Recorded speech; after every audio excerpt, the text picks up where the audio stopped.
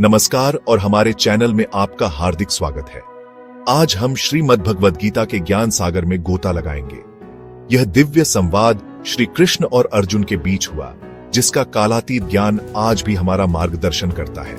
चलिए इन उपदेशों को समझते हैं। मनुष्य का अधिकार केवल कर्म करने में है, फल पर नहीं। यह गीता का मूल मंत्र है।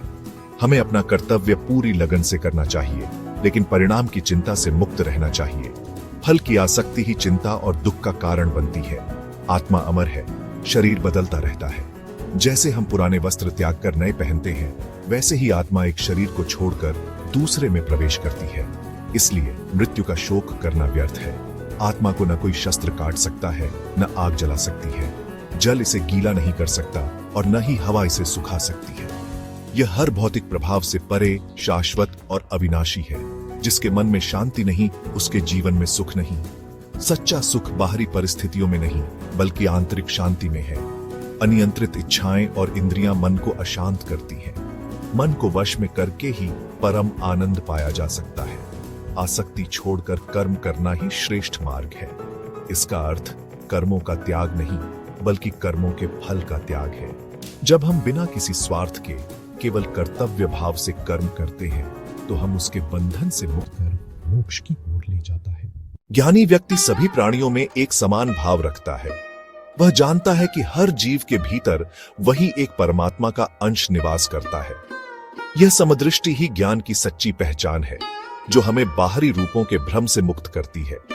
आत्मा कभी जन्म नहीं लेती और न ही मरती है। यह अजन्मा और शाश्वत है। जैसे हम वस्त्र बदलते हैं, वैसे ही आत्मा शरीर बदलती है।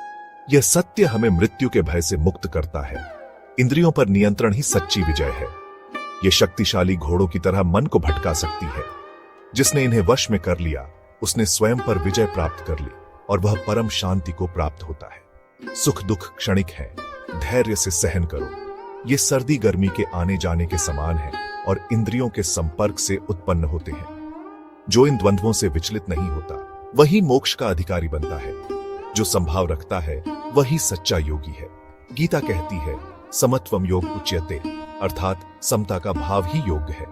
ऐसा योगी सफलता असफलता, मान अपमान में स्थिर रहता है।